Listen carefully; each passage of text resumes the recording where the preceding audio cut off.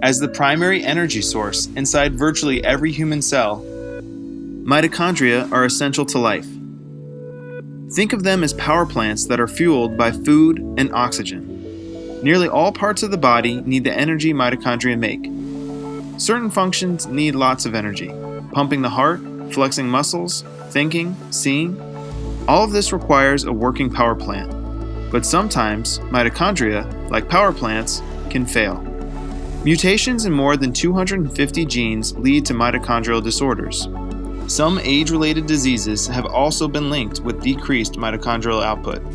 These mutations can hamper energy output in two ways. The mitochondria can't produce enough energy. The mitochondria make too much of a toxic byproduct that injures mitochondria and surrounding cells.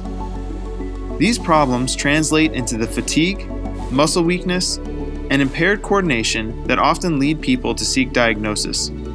More serious symptoms may include muscle myopathy, hearing and vision loss, seizures, and organ failure that can cause disability and are sometimes fatal.